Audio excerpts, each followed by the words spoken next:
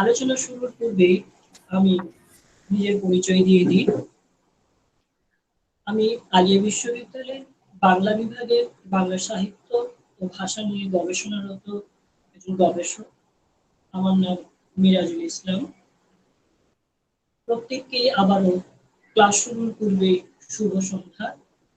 আজকে আমরা একটি বিশেষ দিনে আজকের এই ক্লাস বা আলোচনা চক্র শুরু করেছি। সে বিশেষ দিনটি আজকে আমাদের মহালয়া, বাঙালির একটি বড় উৎসব। তাই প্রত্যেককে মহালয়ার শুভেচ্ছা, শুভ মহালয়া।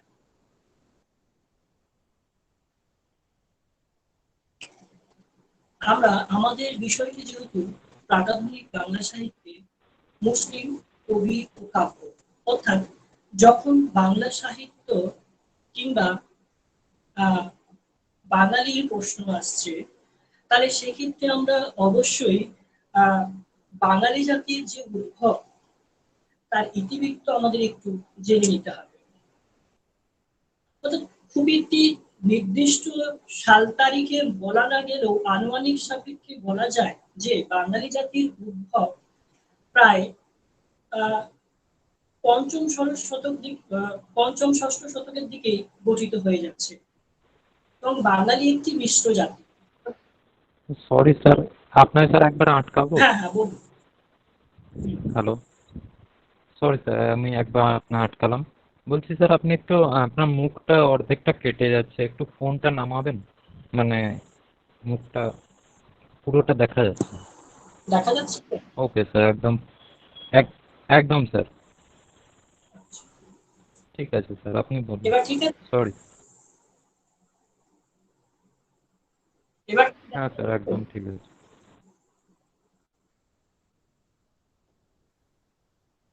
বলছি এবার শুরু করবো, এবার ঠিক দেখা যাচ্ছে। হ্যাঁ স্যার, শুরু করুন। পরিষ্কার। তাহলে আমরা বাঙালি জাতির উদ্ভবের ক্ষেত্রে জানলাম যে যেহেতু পঞ্চম এবং ষষ্ঠ শতকের দিকে বাঙালি জাতি গঠিত হয়ে যাচ্ছে এবং বাঙালি জাতি একটি মিশ্র জাতি, অর্থাৎ দ্রাবিড়, অস্ট্রিক এবং আর্য জাতির সংমিশ্রণের ফলে বাঙালি জাতিসত্তার গঠন হয়ে যাচ্ছে।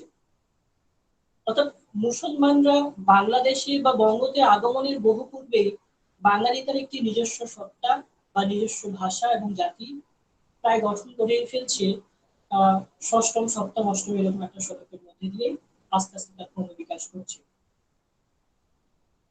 কিন্তু বাঙালি জাতির মধ্যে যেহেতু বললাম যে এটি মিশ্র জাতি, সেই মিশ্র জাতির ক্ষেত্রে যেমন অস্ট্রিক ঘটেছে, দ্রাবিড় ঘটেছে, আর্যরা ঘটেছে, ঠিক তেমনি মুসলমানরাও এই বাঙালি জাতির মধ্যে পরবর্তীতে সংযুক্ত হয়েছে এবং মুসলিম বাঙালি জাতি বা সার্বিকভাবে একটি বাঙালি জাতি গঠিত হয়েছে।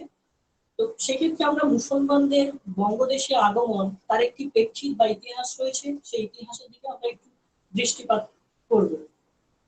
সে হচ্ছে প্রায় সপ্তম অষ্টম এরকম শতকের দিকে আরব বণিকেরা বা ইরাক পারস্যের বণিকরা যখন চীন বা তিব্বতের ব্যবসায়ী বা বাণিজ্যিক সূত্রে তারা যাতায়াত করতেন, সেই সময় নদীপথে বা সমুদ্রপথে যাতায়াত করতে গিয়ে চট্টগ্রাম বন্দরে তারা সেই সময় অবস্থান করতেন এবং সেখানে থাকতেন। তার অনেক ঐতিহাসিক নিদর্শন রয়েছে। সেক্ষেত্রে বাংলাতে মুসলমানদের আগমন এবং যাতায়াত এটা প্রায় সপ্তম অষ্টম শতকের দিকেই তার নিদর্শন পাওয়া যাচ্ছে। কিন্তু তাতে কিন্তু মুসলিম বাঙালি জাতিসত্তার গঠন হয়নি। মুসলিম বাঙালি জাতিসত্তার গঠন হচ্ছে সেটা আরো অনেক পরে, সেটা একেবারে প্রাতিষ্ঠানিক এবং রাজনৈতিক ভাবে সেটা হচ্ছে যে ইখতিয়ার উদ্দিন বিন বখতিয়ার খলজির আগমন। অর্থাৎ যখন ইখতিয়ার উদ্দিন বিন বখতিয়ার খলজি বাংলার সুলতান শশাঙ্ককে পরাজিত করছে, অর্থাৎ তুর্কি বিজয় ঘটলো, তুর্কি বিজয়ের ফলে প্রাতিষ্ঠানিকভাবে বাংলায় মুসলমানরা আগমন করছে। সেই সময় বাঙালি মুসলমান জাতি যে গঠিত হচ্ছে তার তার পেছনে প্রেক্ষিত গুলো আমাদের আলোচনা করে নেওয়া দরকার। এই কারণে যে প্রেক্ষিত গুলো হচ্ছে এরকম যে যারা আরব ইরান পারস্য থেকে আসলো, তারা এসে এখানে বসবাস করতে শুরু করলো।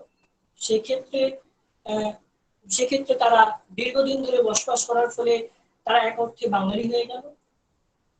আর এক অর্থে বাঙালি তারা হলো যারা ধর্মান্তরিত হলো, এক অর্থে তারা বাঙালি মুসলমান হলো যারা ধর্মান্তরিত হতে শুরু করলো। অর্থাৎ সেই সময় নিম্নজ এবং অন্তজ শ্রেণীর মানুষরা দলে দলে ইসলাম ধর্ম গ্রহণ করতে শুরু করে, এবং সেই একটা শ্রেণী যারা ইসলাম ধর্ম গ্রহণ করে এবং বাঙালিতে পরিণত হয়, মানে বাঙালি ছিল অলরেডি, বাঙালি মুসলমানে পরিণত হয়। আরেকটি শ্রেণীর উদ্ভব করছে, সেটা হচ্ছে যে সেখানকার যে সুফি সাধকেরা এসেছিল, সুফি সাধক এবং বণিক সম্প্রদায়ের মানুষ কিংবা সেনাবাহিনীতে যারা কাজ করতেন, তারা এদেশের অনেক মহিলাকে, অর্থাৎ অস্ট্রিক, কাবির, এই ধরনের বাঙালি যারা ছিলেন অন ইসলামিক, মানে ইসলাম ধর্মে দীক্ষিত নয়, তাদের সঙ্গে বৈবাহিক সম্পর্কে আবদ্ধ হয়ে ইসলাম ধর্ম বৈবাহিক সম্পর্কে আবদ্ধ হচ্ছে এবং তাদের থেকে সূত্র ধরেছে একটি বাঙালি জাতি গঠিত হচ্ছে। আমরা তিনটি ভাবে বাঙালি মুসলিম জাতির গঠন দেখতে পাচ্ছি। আমরা বাংলাদেশ, বাঙালি এবং বাংলা চর্চা এই বিষয়ে জানতে গেলে প্রথম দিকে যদি আমরা বাংলা সাহিত্যের দিকে লক্ষ্য করি, তাহলে আমরা বাংলা সাহিত্যের লিখিত প্রথম নিদর্শন পাচ্ছি চর্যাপদ, এবং তারপরে চর্যাপদের সমসাময়িক বাংলা ভাষা এবং সাহিত্য সংস্কৃতির চর্চার যে পৃষ্ঠপোষকতা, সেরকম তার কোনো নজির বা নিদর্শন আমাদের সামনে নেই। তো সেই সময় মুসলমানরা যদি বাংলায় না আসতেন, তাহলে হয়তো আজকে আমরা যে বাংলা ভাষা বা বাংলা সংস্কৃতি সাহিত্যের যে একটা ধারা পেয়েছি, সেই ধারাটা হয়তো অনেকটা ক্ষুণ্ণ হতো যদি মুসলমানরা এই দেশে না আসতেন। কেননা তার পিছনে রয়েছে, যেহেতু লক্ষণ সেনরা যখন, অর্থাৎ ব্রাহ্মণ্যতন্ত্র সমাজ যখন শাসন করতেন এই বাংলাকে, তখন তাদের বাংলার প্রতি একটা ভীষণ বিরূপতা বা তাচ্ছিল্যর ভাব ছিল। তার প্রমাণ রয়েছে যে সেই সময়, অর্থাৎ চর্যাপদ যখন বাংলা ভাষায় লেখা হচ্ছে, বা চর্যাপদের পাশাপাশি ও বাংলা ভাষায় প্রচুর সাহিত্য রচনা করা হচ্ছে, সংস্কৃতি, প্রাকৃতিক, অপভ্রংশী, সেই সমস্ত সাহিত্যগুলোকে সেই সময়কার রাজারা পৃষ্ঠপোষকতা করছেন, তাদেরকে রাজসভায় খাই দিচ্ছেন রাজসভার কবি হিসেবে। কিন্তু বাংলা ভাষা নিয়ে যারা চর্চা করছে, তাদের সেই অর্থে কোন রকম কোনো সুবিধা দেওয়া হচ্ছে না, যার ফলে বাঙালি সেই সময় যে বাংলা সাহিত্যের চর্চা এবং বাঙালি জাতির বিকাশের ক্ষেত্রে সেই সময়কার নৃপগোষ্ঠী বা হিন্দু ব্রাহ্মণতন্ত্র সমাজ খুব একটা বিশেষ ভূমিকা নিয়ে বললেই চলে। আচ্ছা, আমি কি ভিডিওটা অফ করে করি? আমার ভিডিওটা মানে করে কথা বলতে একটু আনকমফোর্টেবল ফিল হচ্ছে।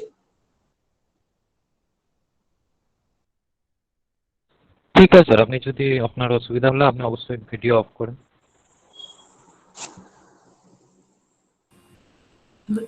আমাদের কোনো অসুবিধা ছিল না।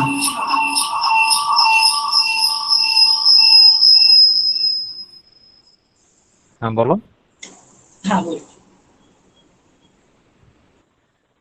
আমাদের প্রশ্নটা হচ্ছে যে আমরা কেন প্রাগআধুনিক বাংলা সাহিত্যে মুসলিম কবি এবং মুসলমানদের ইতিহাসকে পড়ব বা জানবো। তার পেছনে অর্থাৎ একটি জাতির যখন সাংস্কৃতিক ইতিহাস চর্চা করা হয় বা লেখা হয়, তার জন্য আমাদের সাহিত্যের ইতিহাসের আশ্রয় নিতে হয়। কারণ একটি মানুষের পক্ষে সার্বিকভাবে একটি ভাষার সাহিত্যের সবকটা পাঠ নেওয়া সম্ভব নয়। অর্থাৎ আমরা যদি প্রাগআধুনিক বাংলা সাহিত্যের সেই চর্যাপদ থেকে শুরু করে আজকের 2020 সাল পর্যন্ত সমস্তটা সাহিত্যের একটি পাঠ আমরা নিতে পারি না সার্বিকভাবে, তার জন্য কি করতে হয়? আমাদের সাহিত্যের ইতিহাসের আশ্রয় নিতে হয়। কিন্তু সাহিত্যের ইতিহাসের আশ্রয় নিতে গেলে সেখানে আমরা জাতিসত্তার একটি পরিচয় পাই।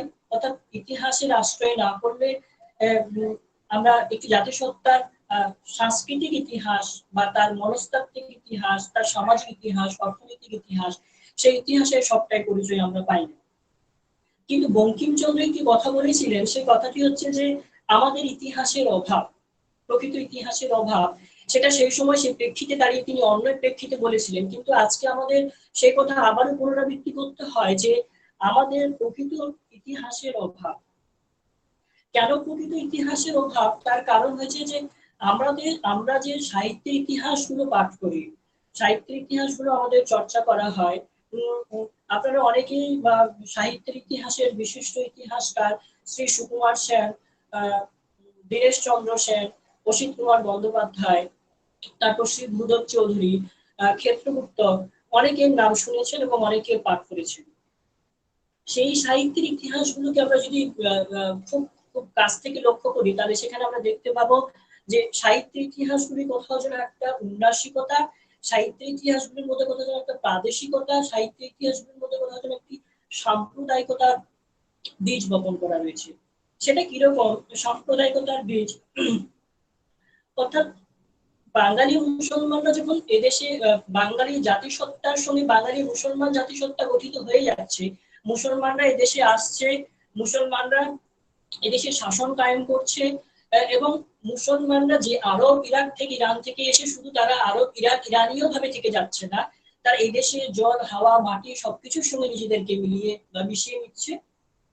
এবং তার পাশাপাশি আরো দুটি বাঙালি মুসলিম গঠন হয়ে যাচ্ছে। এক, যে যারা ধর্মান্তরিত হচ্ছে দলে দলে নিম্ন যে অন্তঃশ্রেণীর মানুষ, তারা এক বাঙালি মুসলমান।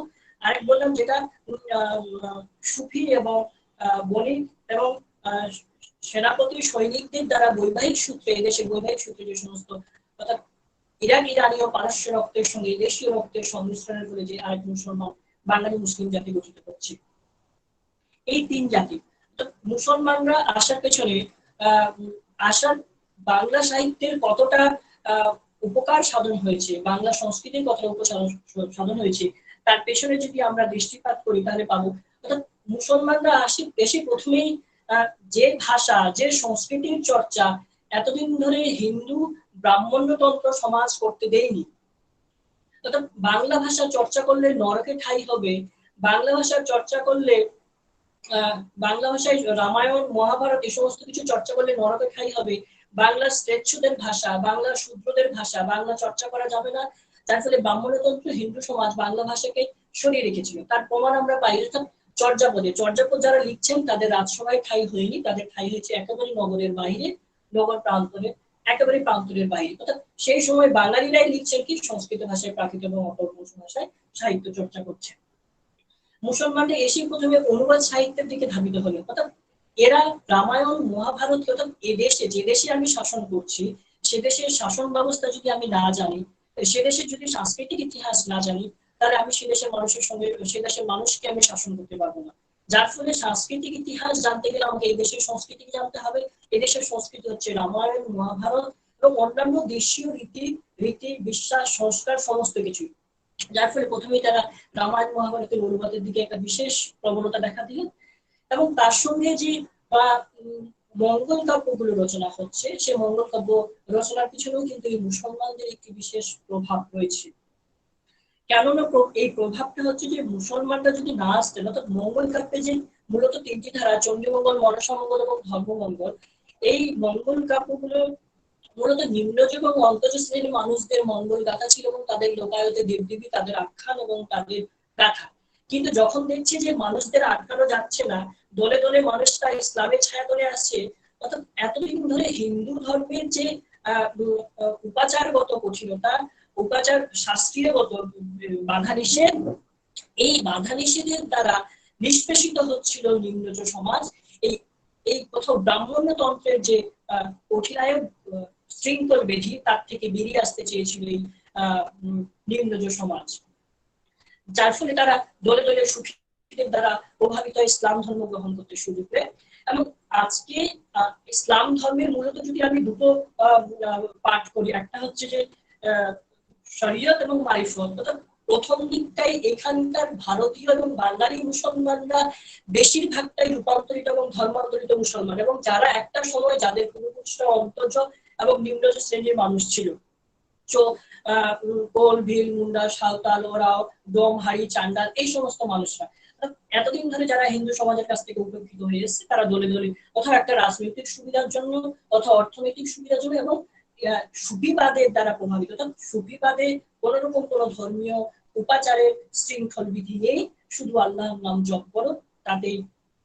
এইরকম নানা রকম সুযোগ সুবিধা থেকে তারা ইসলাম ধর্ম গ্রহণ করতে শুরু করেছে। এবং যখন দেখলো হিন্দু সমাজ যে আমাদের হিন্দু সমাজের একটা বেড়া দেওয়া দরকার, যাদেরকে নিয়ে আমরা এতদিন কাজ কারবার করেছি তারাই যদি হিন্দু সমাজ থেকে চলে যায় তাহলে আমাদের রক্ষাটা কথা, অর্থাৎ হিন্দু ধর্ম গেলে একটা বৈভাব। তখন তারা মঙ্গল কাব্য রচনাতে ব্রতী হয়ে আসছেন যে না, এতদিন ধরে তোমাদের যে আমরা অচ্যুত করে রেখেছি মঙ্গল কাব্য রচনা করা, এই মঙ্গল কাব্য তোমাদের জন্য, তোমাদের দেবদেবীদের আমরা স্বীকৃতি দিচ্ছি এবং মঙ্গল কাব্য তারা রচনা করছে। এই নানান রকম প্রেক্ষিত গুলো আমরা সেই সময় দেখতে পাচ্ছি। ইভেন কি বৈষ্ণব সাহিত্যের ক্ষেত্র, অর্থাৎ মুসলমানদের আগমন বাংলা সাহিত্য সংস্কৃতি বিকাশের ক্ষেত্রে একটি বিশেষ ভূমিকা। তাহলে সাহিত্য মুসলমানরা যখন এদেশে আসলো এবং সাহিত্য সংস্কৃতি বিকাশের ক্ষেত্রে এবং একটি জাতিসত্তা গঠন হলো, তাহলে শুধু কি তারা জাতিসত্তা বিকাশ করলো এবং সাহিত্য সংস্কৃতির বিকাশ করলো, নিজেরা কি কিছু চর্চা করলো না? সেই চর্চার ইতিহাসটি কোথায়? সেই চর্চার ইতিহাসটি আমাদের গতানুগতিক যে সাহিত্যের ইতিহাস, সেই সাহিত্যের ইতিহাসে আমরা খুঁজতে পাই না। এই জন্যই আমি বলছি যে শ্রী সুকুমার সেন যে সাহিত্যের ইতিহাস লিখেছেন, অসিত কুমার বন্দ্যোপাধ্যায় যে সাহিত্যের ইতিহাস লিখেছেন, দীনেশ চন্দ্র সেন যে সাহিত্যের ইতিহাস লিখেছেন, ভূদেব চৌধুরী যে সাহিত্যের ইতিহাস লিখেছেন, সেই সমস্ত সাহিত্যের ইতিহাসে কথা রয়েছে ঔন্নাসিকতা, প্রাদেশিকতা এবং সাম্প্রদায়িকতা, অর্থাৎ একটি জাতির সাংস্কৃতিক ইতিহাসকে লোপাট করে দেওয়ার কথা একটি প্রচেষ্টা। এই ভাবনা চিন্তা কেন? এই একটি অজানা ইতিহাস, অকথিত ইতিহাস আমাদের জানতে হবে। কেন বাঙালিরা, মুসলমানরা কি বাঙালি নয়? অর্থাৎ বাঙালি জাতিসত্তারই একটি অংশ মুসলমানরা। তাহলে কেন এই মুসলমানদের সাংস্কৃতিক ইতিহাসকে অবহেলিত ভাবে পিছিয়ে রাখা হবে? প্রশ্নটা এখানে আমাদের সীমাবদ্ধতা রয়েছে। আমরা যদি আমাদের আবার যদিও কেউ কেউ আলোচনা করেছেন যে আমরা মধ্যযুগের সাহিত্যের ক্ষেত্রে বিশেষ করে মুসলমান কবিদের মধ্যে দৌলত কাজী, সৈয়দ আলাওল, ইউসুফ জুলেখা, দৌলতুদ্দিন বাহারাম খাঁ, শাহ মোহাম্মদ শফিক, 2-4 জনের নাম জানি, কিন্তু এই 2-4 জনের নাম জানাটাই শেষ কথা নয়। এই 2-4 জনেই কি মুসলমান কবি সাহিত্যিকদের মধ্যে ছিলেন না? তার বাইরে আরো অজস্র অসংখ্য মুসলমান কবি সাহিত্যিক ছিলেন, তাদের কিন্তু উল্লেখ করেননি। আবার যদিও বা উল্লেখ করেছেন, সেখানেও একটি অন্যরকম মানসিকতার পোষণ করেছেন, সেগুলোকে নামাঙ্কিত করেছেন ইসলামিক সাহিত্য হিসাবে। কেন সেটি ইসলামিক সাহিত্য? ইসলামিক সাহিত্য কেন সেটি ইসলামিক সাহিত্য হবে? অর্থাৎ ইসলামের যদি তত্ত্বকথা বা ইসলামিক যদি সারবস্তু বা ইসলামিক মৌলিকতা, কোরআন হাদিসের কথা যদি প্রকাশ পায় সেখানে, তাহলে সেটা ইসলামিক সাহিত্য হতে পারে। কিন্তু যেখানে বাঙালির কথা, বাঙালির জীবনের কথা, বাঙালির রাতের কথা, বাঙালির খাদ্যাভ্যাস, পোশাক পরিচ্ছদ, তাহলে সেই সমস্ত কথা থাকছে, তাহলে সেটি কেন বাঙালির কথা হবে না? অর্থাৎ সেটি মুসলমান বাঙালি সমাজের কথা এবং পাশাপাশি বসবাসকারী বাঙালি হিন্দু সমাজের কথা, উভয় সম্প্রদায়ের কথা সেখানে উঠে আসছে। তাহলে কি শুধু মুসলমান কবিরা সেখানে লিখছেন বলে সেই বিষয়টাকে উপেক্ষিত করা হচ্ছে এবং ইসলামিক সাহিত্য বলে আখ্যায়িত করা হচ্ছে? এই বিষয়টা আমাদের ভীষণভাবে পীড়া দেয় এবং ভীষণভাবে আমরা মর্মাহত হই। তাহলে এইভাবে যদি আমরা প্রশ্ন করি যে মুসলমান কবিতারা রচিত সাহিত্য মানে সেটি মুসলিম সাহিত্য, তাহলে সেটা হিন্দু কবিতারা রচিত সাহিত্য সেগুলো হিন্দু সাহিত্য, কিংবা বৌদ্ধ কবিতারা রচিত বৌদ্ধ সাহিত্য, কিংবা ধরুন খ্রিস্টান কবিতারা রচিত খ্রিস্টান সাহিত্য। তাহলে এইভাবে কি সাহিত্যের শৈল্পিক বিভাজন মানানসই? না, মোটেই না। আমরা সেই ধরনের সাম্প্রদায়িক বিভাজনে বিশ্বাসী নই, সেই রকম কুরুচিকর মতবাদে আমরা বিশ্বাসী নই, সেরকম বিভাজনে আমরা বিশ্বাসী নই। যার ফলে আমরা সবটাই বাঙালি সাংস্কৃতিক ঐতিহ্য এবং বাঙালির সাংস্কৃতিক ইতিহাস হিসেবে দেখব। যা মুসলমান করেছে, যা হিন্দু করেছে, যা খ্রিস্টান করেছে, সেটা একটি ধর্মীয় ব্যাপার, সেটা অন্তর্গুণ সত্তার একটি প্রকাশ। কিন্তু বাঙালি সত্তা তার থেকে অনেক বেশি বড়। আমি বাংলাদেশ এবং বাংলা ভাষা, বাঙালি সংস্কৃতি, বাঙালি বিশ্বাসকে কেন্দ্র করে যখন দিচ্ছি, তাহলে সবটাই সেটা আমার বাংলা সাহিত্য। তাহলে আমরা মুসলমান কবি দ্বারা রচিত সাহিত্য কৃতির দিকে যদি একটু নিদর্শন দেখি, তাহলে দৌলত কাজী এবং সৈয়দ আলাওল বাদেও যে আরো অজস্র কাব্য রয়েছে, তার তালিকা আমরা দেখে নিতে পারি। সেটা হচ্ছে যে যেমন শাহ মোহাম্মদ শফির সূর্যলেখা, এই কাব্যটি শ্রীকৃষ্ণ কীর্তন কাব্যের পরে পরেই লেখা হচ্ছে, অথচ আমরা জানি যে আদি মধ্যযুগের বাংলা সাহিত্যের একমাত্র নিদর্শন কি, একমাত্র নিদর্শন হচ্ছে সেটা শ্রীকৃষ্ণ কীর্তন। না, একমাত্র নিদর্শন শ্রীকৃষ্ণ কীর্তন নয়, একমাত্র তার সঙ্গে আরো একটি নিদর্শন রয়েছে, সেটা শাহ মোহাম্মদ শফির সূর্যলেখা। কেন সেই বিষয়টিকে উপেক্ষিত করা হচ্ছে? এছাড়াও দৌলতুদ্দিন বাহরাম খানের লাইলি মজনু, মোহাম্মদ কবিরের মধুমালতী, সাবির খানের বিদ্যাসুন্দর এবং হানিফা পায়রাপুরী, দনাগাজী চৌধুরীর সৌফুল মুলুক বদিউজ্জামান, দৌলত গাজীর সতী ময়না লোকচন্দ্রানী, আলাওলের পদ্মাবতী, সপ্তকয়কর সৈফুল মুলক বদিউজ্জামান, কেশরী মামুন ঠাকুরের চন্দ্রাবতী, আব্দুল হাকিমের লালমতি সৈফুল মুলক, ইউসুফ সুলেখা, নওয়াজিশ খানের গুলে বাকাওয়ালি, মুকুলের মধুমালা উপাখ্যান, শমশেরের রেজওয়ান শাহ উপাখ্যান, মঙ্গল চাঁদের শাহজালাল মধুমালা উপাখ্যান, সৈয়দ মুহাম্মদের জবলমুর সমরেখা উপাখ্যান, মোহাম্মদ কবিরের মৃগাবতী, শেখ সাদির পদামল্লিকা। অর্থাৎ এই সমস্ত কাব্যগুলো বিশুদ্ধ রোমান্টিক প্রণয় আখ্যান কাব্য, প্রাকাধুনিক বাংলা সাহিত্যের একটি বিশেষ সম্পদ, এবং এটিকে যদি আমরা অস্বীকার করি তাহলে বাঙালি জাতির অস্তিত্বের বা সংস্কৃতির অস্তিত্বটাকে কোথাও যেন কুঠারাঘাত করা হচ্ছে, অস্বীকার করা হচ্ছে। তাহলে কেন সেই অস্তিত্বকে আমরা অস্বীকার করব? এই যে কাব্যগুলোর নাম আমরা বললাম, যে কবিদের নাম আমরা বললাম, অনেকেই আমরা এই অনেক কবিদের বা কাব্যের নাম জানি না। কেন জানি না? কারণ আমাদের যে ইতিহাস সেভাবে করে আমাদের লেখা হয়েছে, আমরা পড়তে গেলে খুঁজে পাই না সেই সমস্ত ইতিহাসকে। যার জন্য এই সমস্ত বিষয়গুলো আমরা আমাদের মতো কলেজ বিশ্ববিদ্যালয়ের ছাত্ররা তো দূরের কথা, ইভেন কি কলেজ বিশ্ববিদ্যালয়ে পড়াচ্ছেন এবং পড়িয়েছেন, রিটায়ার্ড হয়ে গেছেন, তাদেরকেও যদি বলা হয় যে মধ্যযুগে মুসলমান কবিদের যে বিশাল বড় একটি কাব্যকৃতি বা কাব্য সম্ভার রয়েছে, তাদের কয়েকজনের নাম বলুন, তারা সেক্ষেত্রে প্রমাদ গুনবে। কেন প্রমাদ গুনবে? প্রমাদ গোনাটা কি কোথাও একটি জাতির ক্ষেত্রে শোভাজনক বা জাতির ক্ষেত্রে লজ্জাজনক? সে লজ্জা আমরা ঢাকবো কোথায়? শুধু প্রণয় আখ্যানের মতো দিক থেকে, শুধু প্রণয় আখ্যানের মতো দিক থেকে নয়, আমরা যদি মধ্যযুগের কবিদের একটি তালিকা নির্ণয় করার চেষ্টা করি, সেখানে আমরা প্রচুর কবি পাচ্ছি।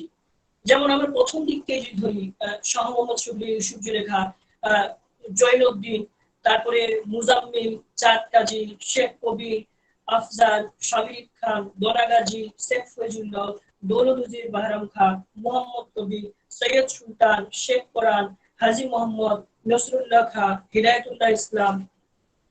এছাড়াও বৈষ্ণব পদকতা হিসেবে আমরা প্রচুর অনেক অনেক কবির নাম পাচ্ছি। শাহ আকবর, নাসির মোহাম্মদ, কবির মুহাম্মদ খান, আব্দুল হাকিম, শিহাবুদ্দিন, নওয়াজিশ খান, ফকির গরিবুল্লাহ, শেখ চাঁদ প্রভৃতি অসংখ্য কবিদের নাম আমরা পাচ্ছি। তাহলে এতজন কবির ইতিহাসকে আমরা উপেক্ষিত করে রেখেছি, আমাদের সাহিত্যের ইতিহাসে আমরা ঠাঁই দেইনি। নতুন করে আমাদের এই ইতিহাসের চর্চা এবং পরিচর্চার দরকার রয়েছে। এই কাব্যগুলোকে মোটামুটি করে যদি আমরা আমাদের যেমন সাহিত্যের ইতিহাস এখন যেটা পড়ি আমরা, সেখানে এরকম আমরা বেশ কয়েকটি প্রকরণ বা ধারা পাই। সেই প্রকরণ বা ধারাগুলোর মধ্যে রয়েছে অনুবাদ সাহিত্য রয়েছে বা অনুবাদ বা অনুকৃতি সাহিত্য, সেখানে রামায়ণ মহাভারত পাচ্ছি। মঙ্গল কাব্য রয়েছে, মঙ্গল কাব্যের মধ্যে আমরা চণ্ডীমল, মনসামঙ্গল, ধর্মমল পাচ্ছি, শাক্তপদাবলী পাচ্ছি, বৈষ্ণব সাহিত্য বা বৈষ্ণব পদাবলী, জীবনী সাহিত্য পাচ্ছি, নাচ সাহিত্য পাচ্ছি। এই ধরনের সাহিত্যগুলোকে যেভাবে আমরা ক্লাসিফিকেশন করছি, ঠিক তেমনি মুসলমান কবি দ্বারা রচিত কাব্যকৃত বা সাহিত্যগুলিকেও আমরা বেশ কয়েকটি ধারায় শ্রেণীবিন্যস্ত করতে পারি। সেই ধারাগুলিকে আমরা এইভাবে করা যেতে পারে, অর্থাৎ কবিদের যে কাব্যকৃতি, তার যে কাব্য বিষয় এবং বিষয় বিন্যাস, এই বিষয় বিন্যাসের দিক থেকে দৃষ্টি নিক্ষেপ করে আমার মনে হয়েছে যে আমরা কাব্যগুলোকে এতগুলো দৃষ্টিভঙ্গিতে বিন্যাস করতে পারি। সেটা হচ্ছে যেমন প্রণয় উপাখ্যান, চরিত সাহিত্য, জঙ্গনামা, মর্ষিয়া সাহিত্য, সাংস্কৃতিক সমন্বয়জাত কাব্য, ইসলামী শাস্ত্রনামা, দোভাষী সাহিত্য ও সুফি তত্ত্বমূলক রচনা। তাহলে এত ধরনের সাহিত্য কৃতি আমরা পাচ্ছি। প্রণয় উপাখ্যান পাচ্ছি, চরিত সাহিত্য পাচ্ছি, জঙ্গনামা পাচ্ছি, মসিয়া সাহিত্য পাচ্ছি, আর সাংস্কৃতিক সমন্বয়িত কাব্য, ইসলামী শাস্ত্রনামা, দোভাষী সাহিত্য ও সুফি তত্ত্ব। এবার প্রত্যেকটি রাশি বিকশনী বা প্রত্যেকটি শ্রেণী বিভাগে কি কি ধরনের কাব্যকে আমরা ফেলতে পারি, তার কাব্যের বিষয়বস্তু কি, সেই সেই বিষয়ে আমরা সংক্ষিপ্ত আলোচনার দিকে যেতে পারি। যেমন হচ্ছে প্রণয় আখ্যান। প্রণয় আখ্যান কাব্য হচ্ছে যে বিশুদ্ধ মানবীর যে প্রেম চেতনা, যেখানে মধ্যযুগের কবিদের, মধ্যযুগের অন্যান্য ধারার কবিরা দেবদেবীদের মাহাত্ম্য গাথা লিখতে ব্যস্ত, মঙ্গল কাব্যেই হোক আর সেটা অনুবাদ সাহিত্যে, সাহিত্য ধারার ক্ষেত্রেই হোক, অর্থাৎ কোথাও যেন একটা দেবতার আধিপত্য রয়েছে, একটা কোথাও যেন একটা দেবতার ছায়া রয়েছে। কিন্তু এই প্রণয় আখ্যান কাব্যগুলোতে বিশুদ্ধ মানবীর যে প্রেম চেতনা, না এখানেও সুফি তত্ত্ব রয়েছে, সুফির চেতনা রয়েছে, কিন্তু সুফি চেতনা বা সুফি তত্ত্বটাকে বাদ দিলে এখানে বিশুদ্ধ মানবীর যে প্রেম কথা, সেই প্রেম কথাই আমরা পাই। এই এর মধ্যে রয়েছে এই প্রণয় উপাখ্যান কাব্যগুলোর, যেমন আমি একটু আগে অনেকগুলো নাম বললাম, যে ইউসুফ জুলেখা, লাইলি মজনু, মধুমালতী, বিদ্যাসুন্দর, হানিফা কয়লাবরী, সৈফুল মুলক বদিউজ্জামান, লর্ড চন্দ্রানী, সপ্তকয়কর, গুলেবাকা আলী, শাহজালাল মধুমালা উপাখ্যান, লীলাবতী, পদামল্লিকা। এগুলোর উৎসগত দিক থেকে তিনটি ভাগ রয়েছে। একটা হচ্ছে যে ইরাক ইরানীয় পারস্য কাব্য ধারা, ইরাক ইরানীয় পারস্য ভাষায় যে সমস্ত এই ধরনের কাব্যগুলো লেখা হয়েছে সেগুলো অনুবাদ অনুকৃতির মাধ্যমে করা হচ্ছে। আবার আরেকটা ধারা হয়েছে যে ভারতীয় বিভিন্ন কাহিনী ধারাকে যখন অন্য প্রাদেশিক ভাষায় লেখা হচ্ছে, সেটা আওয়াধি, প্রাকৃত, হিন্দি, অবহট্ট, এই ধরনের ভাষায় লেখা হচ্ছে, সেই ভাষা থেকে অনুকৃতি বা অনুসৃতি করা হচ্ছে। আরেকটা পাচ্ছি যে আমাদের দেশীয় যে মিথ এবং বিভিন্ন রূপকথা উপকথা, এই রূপকথা উপকথাগুলোকে এমন ভাবে প্রণয়ের চেতনা দিয়ে এমন ভাবে প্রকাশ করা হচ্ছে, সেটা এই প্রণয় আখ্যান কাব্যগুলোর মধ্যে দিয়ে এসছে। তবে আমাদের যে সমস্ত বাঙালি মুসলিম কবিরা প্রণয় আখ্যান কাব্য রচনা করেছেন, সেখানে সুফি তত্ত্বের প্রভাব খুব কম। অর্থাৎ আশুক মাসুকি একটি রীতি, আশুক মাসুকি অর্থাৎ ঈশ্বরের অস্তিত্ব বা ঈশ্বরের চেতনায় বিলীন হয়ে যাওয়া, প্রেম সত্যে নিজের ভক্তির আরাধনা করতে গিয়ে নিজেকে মাসুক ভাবা, অর্থাৎ ঈশ্বরের প্রেমিকা ভাবা বা আল্লাহর প্রেমিকা ভাবা বা আল্লাহকে প্রেমিক ভাবা, এই সত্য নিয়ে সুফি তত্ত্বের এই কাব্যগুলোর মধ্যে রয়েছে, কিন্তু ততটা নেই। তার কারণ রয়েছে যে যতটা ইরাক ইরানীয় পারস্য কাব্যগুলোর মধ্যে রয়েছে কিংবা প্রাদেশিক কাব্যগুলোর মধ্যে রয়েছে, বাংলা কাব্যগুলোর মধ্যে নেই। তার কারণ এই বাঙালি কবিরা তত বড় সাধক ছিলেন, যার ফলে তারা নিছকেই সেগুলোকে কাব্যরস আস্বাদন করার জন্যই সেগুলো কাব্যগুলি লিখেছিলেন। এই প্রণয় আখ্যান কাব্যগুলির তারা চর্চা করেছেন। তারপরে আমরা যেই কাব্যগুলোর পরিচয় পাই, সেটা হচ্ছে যে চরিত সাহিত্য। এই চরিত সাহিত্যের মধ্যে রয়েছে নবী বংশ, রসুল বিজয়, ইবলিশনামা, ওয়াফাতি রসুল, অর্থাৎ বিভিন্ন নবী এবং সাহাবাদের জীবন কেন্দ্রিক রচনা, যেটা চরিত সাহিত্য বলছি, যেটা যখন মধ্যযুগের উপর দাঁড়িয়ে চৈতন্যদেবকে কেন্দ্র করে বিভিন্ন জীবনীগুলো লেখা হচ্ছে, চৈতন্য এবং অদ্বৈত আচার্যকে কেন্দ্র করে তার স্ত্রী সীতাদেবীকে কেন্দ্র করে লেখা হচ্ছে, তখন সেই সময় মুসলমান কবিরা ভাবলেন যে চৈতন্যদেবকে কেন্দ্র করে যদি জীবনী সাহিত্য লেখা হয়ে থাকে, তাহলে আমাদের তো মুসলমানদের তো মহাপুরুষ রয়েছে, তাহলে মুসলমানদের মহাপুরুষদের নিয়ে অর্থাৎ নবী রয়েছে, তাকে নিয়ে জীবনী কাব্য লেখা যেতেই পারে। কিন্তু সেই জীবনী কাব্য লিখতে গিয়ে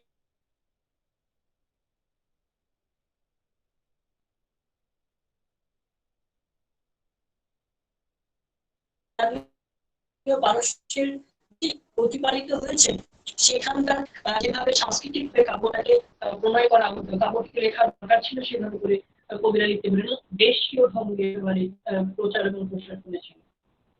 তারপরে জঙ্গনামা হচ্ছে জঙ্গনামা কাব্যগুলোর বিষয়। জঙ্গনামা কাব্যগুলোর মধ্যে রয়েছে যেমন ইমামিয়া রয়েছে, হানিফা গড়াই রয়েছে, আমির হামজার গড়াই রয়েছে,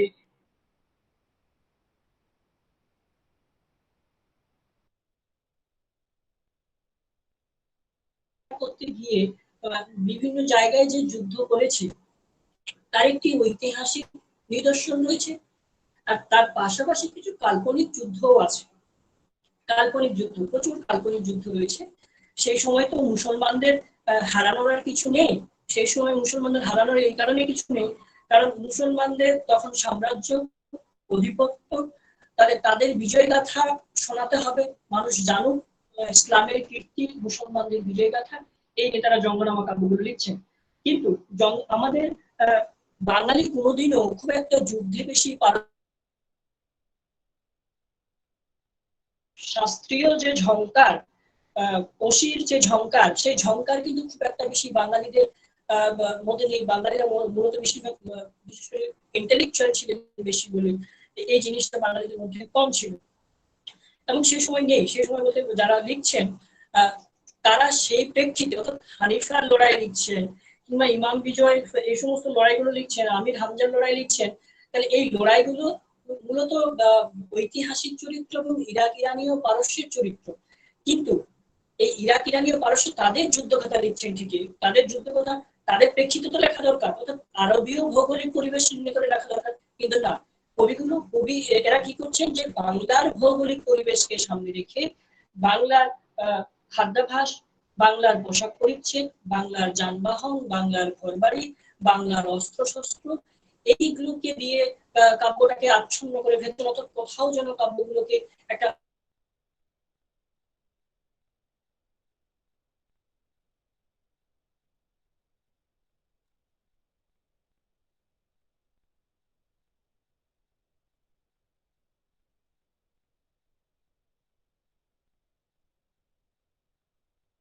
কবিরা সেই ধরনের প্রাদেশিক এবং বহির্দেশীয় কাব্যগুলোকে, কাহিনীগুলোকে নিয়েছেন ঠিকই, সেটা অনেকটা ঐতিহাসিক এবং কাল্পনিক, কিন্তু এই কাব্যগুলোকে পরিবেশন করতে গেছেন একেবারে দেশীয় ঢঙ্গে। আর মর্শিয়া সাহিত্য যেমন হচ্ছে মুক্তুল হোসেন রয়েছে, কারবালা রয়েছে, জয়নবের চৌকিসা রয়েছে, মহরম পর্ব রয়েছে। তো হাসান হোসেনের যে কারবালাকে কেন্দ্র করে মুসলমানদের মনে যে একটি হতাশার সৃষ্টি হয়েছিল, যে একটি শোকগাথা ছিল, একটা বেদনা ছিল, সেই বেদনারই কোথাও যেন প্রকাশ ঘটেছে সেখানে। সেখানেও জয়নবের যে চৌকিসা রয়েছে, জয়নবের যে দুঃখ, যন্ত্রণা, হাহাকার, সেটা কোথাও যেন মনে হয় না যে সেই যন্ত্রণা, দুঃখ, হাহাকার অন্য কোথাকার বাইরে কোথাকার একজন রমণী, সেজন্য কোথাও যেন একজন বাঙালি ঘরেরই বধূ, বাঙালি ঘরেরই যেমন যেমন রাধার যন্ত্রণা, যেমন ফুল্লরার যন্ত্রণা, যেমন আরো অন্যান্য বাঙালি যে নায়িকারা রয়েছে তাদের যন্ত্রণার সমান কিন্তু এই যন্ত্রণাগুলো এখানে কবিদের মধ্যে রয়েছে। আরেকটি যেটা হচ্ছে যেমন সত্যপীর রয়েছে, সোনাভান রয়েছে, এই কাব্যগুলো মূলত বিশেষ করে হিন্দু এবং মুসলমানরা দীর্ঘদিন ধরে পাশাপাশি বসবাস করার ফলে উভয়ের যে সাংস্কৃতিক সমন্বয় ঘটেছিল, অর্থাৎ হিন্দু মুসলমান মিলিয়ে সাংস্কৃতিক সমন্বয়, সেই সাংস্কৃতিক সমন্বয় এই কাব্যগুলোর মধ্যে আছে। আর ইসলামী শাস্ত্রনামা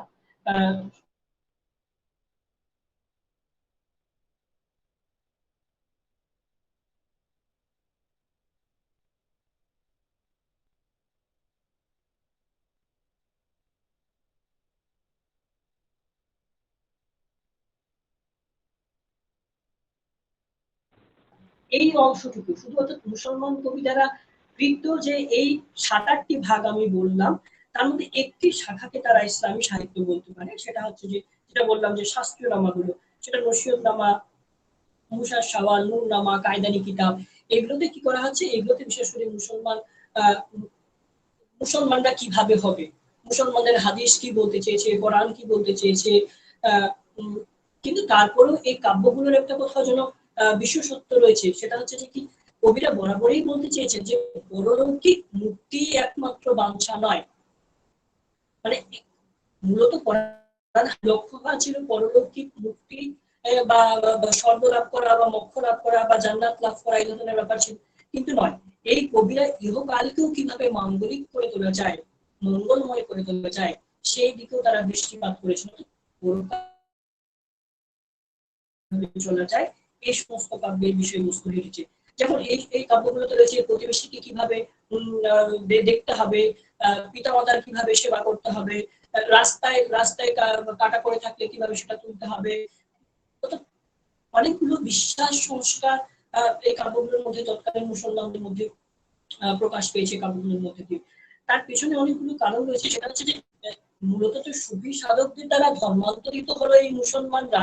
তারা তো সুফিদের দ্বারা প্রভাবিত হয়েছিল এবং শুধু আল্লাহর নাম কীর্তন করেই তো ইসলাম ধর্মে রফা দফা করে দিয়েছিল, তা তো নয়। অর্থাৎ শরীয়তপন্থীরা যখন শরীয়তি আন্দোলন শুরু হলো, তখন শরীয়তপন্থীরা কথা বুঝলেন বা ভাবলেন যে এই সমস্ত মানুষরা যারা ইসলাম ধর্মে ধর্মান্তরিত হয়েছে, তাদের কোথাও যেন একটা শরীয়তি শিক্ষা দরকার। সেই শরীয়তি শিক্ষা দেওয়ার উদ্দেশ্যে এই কাব্যগুলো লেখা হয়েছে। তারপরে পাচ্ছি আমরা পদাবলী সাহিত্য। পদাবলী সাহিত্যের মধ্যে পাচ্ছি চাঁদ কাজী, শেখ কবির, আফজাল আলী ও প্রচুর কবি আমরা পাচ্ছি। অর্থাৎ আমরা যেমন মধ্যযুগের বৈষ্ণব পদাবলী সাহিত্যে চণ্ডীদাস, জ্ঞানদাস, গোবিন্দ দাস, এই ধারার কবিরা পদাবলী সাহিত্য এই পাচ্ছি। তার কারণ আমি বরাবরই একটা জিনিস বারবার আমরা বলে, বিশেষ করে এখানে যারা লিখছেন তারা অনেকটাই ধর্মান্তরিত মুসলমান, যার ফলে তাদের মধ্যে একটি বাঙালি সত্তা, দেশীয় সত্তা, প্রাচীন শিকড়ের একটা অনুভূতি রয়েছে। সেটাকে একেবারেই বর্জন করা সম্ভব নয়। একটা মাটির টান রয়েছে সবার মধ্যে। যার ফলে যখন তারা ওই সুফি তত্ত্ব এবং বৈষ্ণবীয় তত্ত্ব, এই দুই তত্ত্বের যে একটা মিল খুঁজে পেলেন, দুই তত্ত্বের মিল খুঁজে পাওয়াতে তারাও কোথাও যেন আশুক মাসুকি নীতিকে প্রয়োগ করে এই বৈষ্ণবীয় তত্ত্বের সাহায্যে বৈষ্ণব পদাবলী লিখতে শুরু করলেন। এই প্রসঙ্গে আমরা আরেকটি কথা বলতে পারি যে চৈতন্যদেবের যে বৈষ্ণবিজম বা বৈষ্ণব তত্ত্ব এবং ভারতীয় বৈষ্ণব তত্ত্ব, এই দুইয়ের মধ্যে কিন্তু একটা বিশেষ ফারাক রয়েছে। এই ফারাকটা হচ্ছে যে ভারতীয় বৈষ্ণব তত্ত্বের যে এবং অচিন্ত ভেদাভেদ তত্ত্ব, গৌড়ীয় বৈষ্ণব তত্ত্বের যে অচিন্ত ভেদাভেদ তত্ত্ব বা রাগাত্মিকা ভক্তি, সেখানে ভারতীয় বৈষ্ণব তত্ত্বে কৃষ্ণ কিন্তু একজন ঐশ্বর্য পুরুষ। কৃষ্ণকে সেভাবে প্রেমিক পুরুষ হিসেবে দেখানো হয়নি যেটা দেখানো হয়েছে বৈষ্ণবিজমে বা গৌড়ীয় বৈষ্ণব তত্ত্বে। তাহলে এই তত্ত্ব চৈতন্যদেব কোথায় পেলেন, প্রশ্নটা আমাদের এসেই যায়। এই তত্ত্ব কি কোথাও তিনি সুফিদের দ্বারা, আশুকি মাসুকি নীতির দ্বারা প্রভাবিত হয়ে কি কোথাও এই তত্ত্ব তিনি নেননি? নিতেই পারেন, যার উল্লেখ করেছেন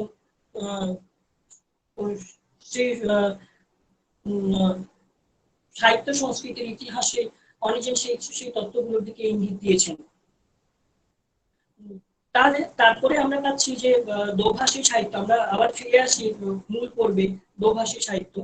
দোভাষী সাহিত্যগুলো মূলত বিশেষ করে অনেকগুলো ভাষা একটা সময় মুসলমানদের সাহিত্য বা সাহিত্য সংস্কৃতির ধারাটা প্রায় অষ্টাদশ শতকের শেষের দিকটায় মুসলমানরা অনেক বেশি আরবি, ফার্সি, উর্দু এই ধরনের ভাষার প্রতি বেশি করে বাংলা শব্দের সঙ্গে এই ধরনের শব্দগুলোকে বেশি করে সংমিশ্রণ ঘটিয়ে এক ধরনের সাহিত্য রচনা করেছিলেন, যেটা দোভাষী সাহিত্য নামে পরিচিত। আর তার সঙ্গে সুফি তত্ত্ব হচ্ছে গ্রাম জ্যোতিষা, গ্রাম প্রদীপ, যোগ ক্যালেন্ডার, চারি কালাম ভেদ, এই ধরনের কাব্যগুলো রয়েছে। এই কাব্যগুলোর মধ্যে বিশেষ করে সুফি তত্ত্বের যে গুলো তথ্য, নানান রকম প্রশ্ন, এই ধরনের প্রশ্নগুলো রয়েছে। তাহলে আমরা এই যে মুসলমান কবিদের কাব্যকৃতি দেখলাম, যে এতটা ইতিহাস, এই ইতিহাসটাকে আমাদের কোথাও যেন একটা উপেক্ষিত করা হয়েছে।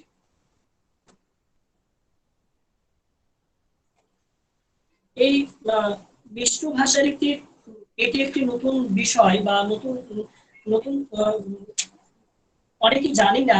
আমরা যখন 19 শতকের দিকটায় ইংরেজরা চলে আসছে এবং ইংরেজরা আসার ফলে মুসলমানদের কাছ থেকে রাজত্ব চলে যাচ্ছে, যার ফলে মুসলমানরা এক এক করে তাদের রাজত্ব হারানোর ফলে যে রাজত্বের হারানোর যে যন্ত্রণা, সেই যন্ত্রণার ফলে বেশি করে ধর্মীয় দিকে, ধর্মীয় সত্তার দিকে, ধর্মীয় অনুভূতির দিকে বেশি করে ঝুঁকে পড়ছে। এই ঝুঁকে পড়ার মূল কারণ হচ্ছে তার আহ, হারানোর যন্ত্রণা, এই হারানোর যন্ত্রণা থেকে কোথাও যেন তার দোভাষী পুঁথি সাহিত্যগুলো লেখা হচ্ছে।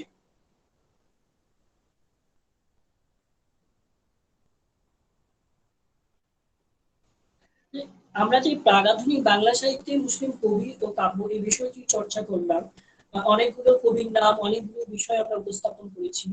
এখন আপনাদের কাছে বা তোমাদের কাছে বিশেষভাবে জানাচ্ছি যে কারো যদি কোনো বিষয়ে জিজ্ঞাসা থাকে বা কোনো প্রশ্ন থাকে সেটা করতে।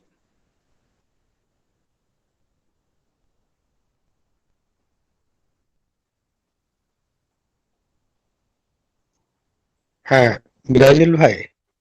হ্যাঁ, হ্যালো। হ্যাঁ, হ্যাঁ, হ্যাঁ, খুব ভালো বক্তৃতা দিয়েছো। টকটা বেশ ভালো ছিল। আহ, একটা প্রশ্ন হলো, যে প্রশ্নটা এখন বেশ গুরুত্বপূর্ণ বোধ আহ, পশ্চিমবঙ্গে এবং বাংলাদেশে, সেটা হলো যে একজন বাঙালিকে আমি ডিফাইন করব কি করে। তো সেটা নিয়ে আমরা সবাই কিন্তু একটা চিন্তা ভাবনা করছি, এবং এটা আমাদের নেক্সট লড়াই হবে, যেখানে এই বাঙালি কে হবে সেই ডেফিনেশনটার উপরে দাঁড়িয়ে থাকবে, যে আমাদের ফিউচার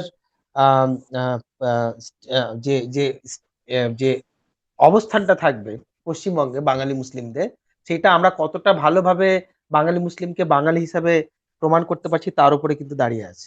আমরা পছন্দ করি বা না করি, এখন যেটা নতুন গল্প উঠে আসছে, যে বাঙালি হতে গেলে আদি মা কালীকে পূজা করতে হবে, কিংবা নিত্যানন্দ প্রভু শ্রী চৈতন্য দেবের একজন ভক্ত হতে হবে, কিংবা লালন ফকিরের মতো একটা বাউল কালচারের মধ্যে বা সহজী একটা ধর্মের মধ্যে থাকতে হবে। ইসলাম করলে কিন্তু বাঙালি হওয়া যাবে না, এই ধরনের একটা চিন্তা ভাবনা, একটা ন্যারেটিভ কিন্তু চলছে। সেইখান থেকে দাঁড়িয়ে আহ আহ আপনার কি মনে হয় যে আহ, এই বাঙালি ডেফিনেশনটা কি হবে, মানে কিভাবে আমরা আমাদের করা উচিত? বাঙালি কি, মানে বাঙালি একজন তামিলের থেকে অবভিয়াসলি ডিফারেন্ট ল্যাঙ্গুয়েজের দিক দিয়ে, কিন্তু বেসিক লেভেলে, একদম ফান্ডামেন্টাল লেভেলে একজন বাঙালিকে ডিফাইন করবো কি করে, যে না, এ হলো বাঙালি? দেখুন, পার্টিকুলার এটা তো একটা অনুভূতির ব্যাপার, এটা তো একটা আহ, আহ, একটা আভ্যন্তরীণ ব্যাপার। এটাকে কেউ বাইরে করে কেউ বলে দিতে পারে না যে এই ক্রাইটেরিয়া গুলো তার মধ্যে থাকবে। এবং বাঙালি, আমি আগেই বলেছি যে বাঙালি কোনো নির্দিষ্ট একটি পার্টিকুলার জাতি দ্বারা গঠিত হয়নি। মানে আজকে যারা বলছে যে চৈতন্যকে করতে হবে বা লালনকে করতে হবে, এই চৈতন্য লালনও কোথাও কিন্তু বিভিন্ন জাতি দ্বারা সংমিশ্রিত হয়ে হয়েছে। তাহলে আমি বলবো যে বাঙালি যদি সেটা করতেই হয়, তাহলে বাঙালি জাতির গঠনের পূর্বে আমাদের সেটা দেখতে হবে। অর্থাৎ পৌষ্টিকরা আছে, দ্রাবিড়রা রয়েছে, তারপরে আর্যরা আসছে, এবং অর্থাৎ আর্য, অনার্য এবং দ্রাবিড়ের সংমিশ্রণে বাঙালি জাতি গঠিত, বাঙালি জাতি গঠিত হচ্ছে, বাংলা ভাষা সৃষ্টি হচ্ছে, তার সঙ্গে মুসলমানরা আসছে। অর্থাৎ সবাই সবার একটি জাতি গঠনের ক্ষেত্রে কন্ট্রিবিউশন রয়েছে, সমান কন্ট্রিবিউশন রয়েছে, এবং সবাই জাতিকে এই বাঙালি জাতিকে সমৃদ্ধ করেছে। তাহলে সেক্ষেত্রে যদি কেউ বলে যে সেটা করতে হবে, সেটা না, সেটা তার কোথাও সংকীর্ণ মানসিকতা, সেটা তার কোথাও সাম্প্রদায়িক মানসিকতার চেতনার প্রকাশ করা হবে। মানে বাঙালি মানে যেমন আজকে নজরুল, বাঙালি মানে যেমন রবীন্দ্রনাথ, ঠিক তেমনি বাঙালি মানে যেমন লালন, ঠিক তেমনি বাঙালি মানে একজন দৌলত কাজী। বাঙালি মানে যেমন বরুচন্ডী দাস, ঠিক তেমনি বাঙালি মানে আমার দৌলত উজির বাহারাম খাঁ। বাঙালি মানে যেমন আমার মঙ্গল কাব্যের রচয়িতারা, ঠিক তেমনি বাঙালি মানে আমার মুর্শিয়া সাহিত্য যারা লিখছে, বাঙালি মানে যারা আমার বৈষ্ণব পদাবলী লিখছে, তাহলে তারাও আমার বাঙালি, তারাও বাঙালি। তাহলে সেক্ষেত্রে যারা বলছেন যে তাদেরকে অনুকরণ করতে হবে, তাহলে তারা তারা কি বলবেন? বাঙালি মানে কি বাংলা ভাষা যারা চর্চা করছে তারা বাঙালি, মানে আপনি কি সেভাবে ডিফাইন করতে চাইছেন বাঙালিটাকে?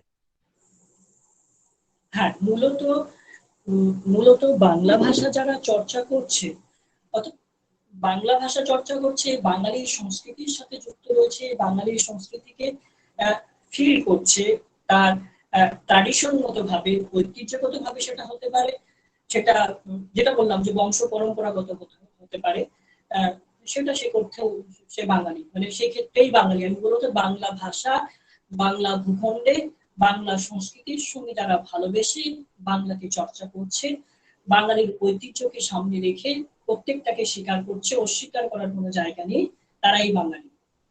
বাঙালি এই যে বাঙালির, হ্যাঁ, এই যে বাঙালির ঐতিহ্যের যে কথাটা বলছেন, সেই ঐতিহ্যটা কি? মানে মানে ডিবেটটা কিন্তু এই জায়গাটা আসছে যে বাঙালি সংস্কৃতি বা বাঙালি ঐতিহ্য সেটাকে কিভাবে ডিফাইন করা হবে। তার মানে বেসিক্যালি আপনি যেটা বলতে চাইছেন যে বাঙালি ঐতিহ্যকে যারা আত্মস্থ করছে, যারা বাঙালির যে ভ্যালু সিস্টেম সেটাকে যারা যাদের মধ্যে প্রকাশ পাচ্ছে, তারা কাইন্ড অফ তাদের মধ্যে বাঙালিয়ানা ব্যাপারটা আছে। বাট এই ডিবেটটা কিন্তু এই জায়গাটা যে বাঙালি ঐতিহ্য কাকে ডিফাইন করবে, সেটা কি আদি কালিমার পূজা হবে, নিত্যানন্দ প্রভুর পূজা হবে, বাউল সংস্কৃতি হবে, এগুলোই কি বাঙালির বৈচিত্র্যতা? এখানে কি ইসলামের জায়গা নেই? সেটা হলো প্রশ্ন। সেটা সেটা মোটেই না, সেটা মোটেই না, সেটা সেটা মোটেই হতে পারে না। হ্যাঁ, সেটা সেই রকম বিষয় নেই। আমার যতদূর মনে হয়, আমি ব্যক্তিগত অভিমত জানাচ্ছি যে আমার ক্ষেত্রে বাঙালি আইডেন্টিটি এতটা এড়িয়ে নয়, মানে এতটা একটা সংকীর্ণতার মধ্যে হতে পারে না। বাঙালি আইডেন্টিটি, বাঙালি সংস্কৃতি অনেক অনেক সহিষ্ণু, অনেক উদার, অনেক সম্প্রীতি মনোভাবাপন্ন। বাঙালিরা বরাবরই গ্রহণ করেছে, নিয়েছে নিয়েছে বরাবরই। আর্যরা এসছে, আর্যদেরকে নিয়ে, মানে এখানকার মানুষরা, মূলত ভারতীয় মানুষরা, বিশেষ করে বাংলা ভূখণ্ডে যারা বসবাস করেছে, বরাবরই নিয়েছে। অত সবটা মিলেই বাঙালি সংস্কৃতি। পার্টিকুলার একটি বৈশিষ্ট্যকে আমি যদি বড় করিয়ে দেখিয়ে বলি যে না এটা বাঙালি আইডেন্টিটি, সেটা আমি কমপক্ষে মানতে পারছি না। আমার কাছে যেমন লালন শাহ বাঙালি আইডেন্টিটি, ঠিক তেমনি দৌলতুজির বাহারাম খাও বাঙালি আইডেন্টিটি, এই সূর্যলেখা লাইলি মজনু, এই সূর্যলেখা যে লাইলি মজনুর প্রণেতা যারা রয়েছে, তারাও আমার কাছে বাঙালি। আমার কাছে সবটাই বাঙালি, সবটাই আমি স্বীকার করি। হ্যাঁ, তো এই যে বৈচিত্র্যময় যে দিকগুলো বললেন বাঙালির আইডেন্টিটির, সেগুলোর আন্ডারলাইং সিমিলার বৈশিষ্ট্যগুলো কি? মানে মানে ডিবেটটা কিন্তু ফাইনালি এখানে আসবে যে কোন জিনিসগুলো মিনিমাম থাকতে হবে একজনকে বাঙালি হিসাবে ডিফাইন করার জন্য। মানে আচ্ছা, বাংলা ভাষাটা তো আছেই, বাংলা ভাষাটা আছে, হ্যাঁ, সেটা ছাড়া বাংলা ভাষা রয়েছে, বাংলা ভাষা রয়েছে, এবং বাংলা তো দীর্ঘদিন ধরে তার একটা নিজস্ব খাদ্যাভ্যাস রয়েছে, তার একটা নিজস্ব পোশাক পরিচ্ছদ রয়েছে, সেখানেও প্রভাব পড়ে। তার নিজস্ব একটি খাদ্যাভ্যাস রয়েছে, নিজস্ব একটি পোশাক পরিচ্ছদ রয়েছে, তার নিজস্ব একটি ভূখণ্ড রয়েছে, একটা ভৌগোলিক প্রভাব রয়েছে। যেমন ধরুন তার একটা ভূগোলগত কারণে তার অনেকগুলো রীতিনীতি রয়েছে, তার বিশ্বাস সংস্কার রয়েছে, সেই জিনিসগুলো তার থাকতে হবে। দেখুন, আমি মুসলমান আর বাঙালি কিন্তু এক কথা নয়। আপনি আরবের মুসলমানকে দেখুন, তাদের কিন্তু একটা নিজস্ব সংস্কৃতি রয়েছে। আপনি মুসলমান, সেক্ষেত্রে আপনার ধর্মীয়গত দিক থেকে তার সঙ্গে মিল রয়েছে, কিন্তু আপনার সংস্কৃতিগত, অর্থাৎ ইসলামিক সংস্কৃতিগত দিক থেকে আরবের ইসলামিক সংস্কৃতির সঙ্গে মিল হতে পারে, কিন্তু আরব জাতির যে নৃতাত্ত্বিক সংস্কৃতি, সেই নৃতাত্ত্বিক সংস্কৃতির সঙ্গে একজন বাঙালির নৃতাত্ত্বিক সংস্কৃতির মিল হতে পারে না। এটা একটা পার্থক্য। বাঙালির খাদ্যাভ্যাস, তার পোশাক পরিচ্ছদ, তার আচার আচরণ, তার বিহেভিয়ার, তার নৃতাত্ত্বিক গঠন, তার মানসিকতা, তার মনন, তার চলন, তার বলন, তার কথা, তার সবটাই তার যেন বাঙালির, মানে বাঙালি সত্তার প্রকাশ। এটাই বাঙালি। তার থেকে আর বাইরে আলাদা করে আইডেন্টিটি। আমি বাংলা পড়ছি, আমি বাংলা চর্চা করছি, বাংলাকে ভালোবাসি, বাংলার ভাষাকে ভালোবাসি, বাংলার প্রকৃতিকে ভালোবাসি, বাংলার মানুষকে ভালোবাসি, বাংলা বলতে ভালোবাসি, বাংলায় গাইতে ভালোবাসি, বাংলায় লিখতে ভালোবাসি। এটাই আমার সব থেকে বড় পরিচয়। তার থেকে আমার বড় পরিচয় কি? এই ক্ষেত্রে আপনি বলছেন, সেক্ষেত্রে আমি মধ্যযুগের একটি কবির কাব্য থেকে কয়েকটি লাইন কোট করতে পারি। সেই সময় বলছেন যে বাংলা নিয়ে এই ক্রাইসিসটা কিন্তু তখনও সেই সময় তৈরি হয়েছিল, যে মুসলমানরা বাংলা চর্চা করবে। আপনি যাদের কথা আজকে বলছেন, যে সমস্ত মানুষরা বলছেন, তারাই কিন্তু একসময় বাংলাকে অচ্যুত ভাষা ঘোষণা করেছিল, বাংলা চর্চায় বিরোধ বাধা দিয়েছিল।